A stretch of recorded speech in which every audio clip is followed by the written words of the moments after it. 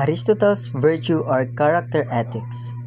Virtuous person, someone who mastered the art of being a person. For Aristotle, the ethical person virtuous, one who has developed good character or has developed virtues.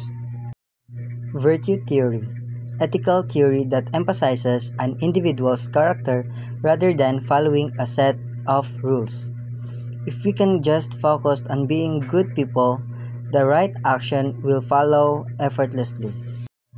What exactly does it mean to be virtuous? Having virtue just means doing the right thing at the right time, in the right way, in the right amount toward the right people. There's no need to be specific, because if you're virtuous, you know what to do all the time. You know how to handle yourself and how to get along with others. You have good judgment, you can read a room, and you know what's right and when. Virtue, midpoint between two extremes which Aristotle called vices, is just the right amount. Golden mean, the sweet spot between the extreme of excess and extreme of deficiencies. Virtue of courage. A virtuous person in Aristotelian sense would first take stock of the situation. Courage is the midpoint between the extremer of cowardice and recklessness. Cowardice is the deficiency of courage, while recklessness is the excess of courage. Virtue is the golden mean between two extremes. Virtue of honesty, perfect midpoint between brutal honesty and failing to say things that need to be said. Virtue of generosity, it avoids the obvious vice of stinginess but also doesn't give too much, or prodigality. Virtue is a skill, a way of living, and that's something that can only really be learned through experience. Aristotle said, your character is developed through habituation. If you do a virtuous thing over and over again, eventually it will become part of your character. Moral exemplars, people who already possess virtues.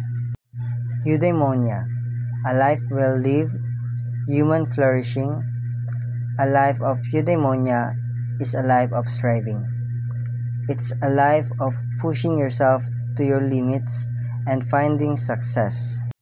A eudaimonistic life will be full of the happiness that comes from achieving something really difficult rather than just having it handed to you. Virtue ethics in other traditions. For Confucius, there are two important virtues, gen or humaneness, human-heartedness, compassion. Li or propriety, manner or culture.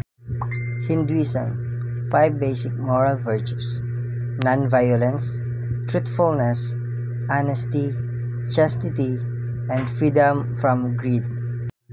Buddhism, intellectual and moral values.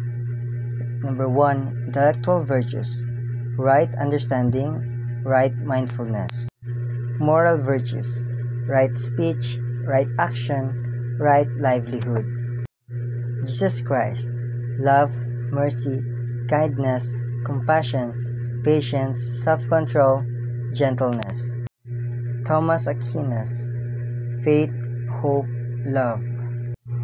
Christian tradition, 4 cardinal moral virtues: prudence, justice, temperance, and fortitude. Saint Thomas, natural law, theory, ethics. Thomas Aquinas, an Italian philosopher, a Christian monk of the 13th century. Aquinas taught that morality was important for everyone and that being a good person was a vital part of God's plan for each of us. God made us preloaded of tools we need to know what's good. We don't need the Bible or religion class or church in order to understand the natural law. God wants us to want things, specifically good things. Instead, our instinct shows us the basic goods and reasons allows us to derive the natural law from them. Example, my life is valuable. Your life, I like my life. Your life is valuable. I shouldn't kill you. do not kill is a natural law.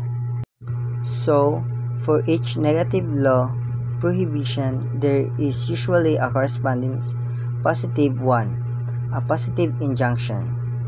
For example, for the basic good which is life, do not kill is a prohibition, but there are also a positive injunction that encourages us to promote life. The basic good of reproduction leads to prohibition. Don't prevent reproduction. And the positive injunction there is do procreate.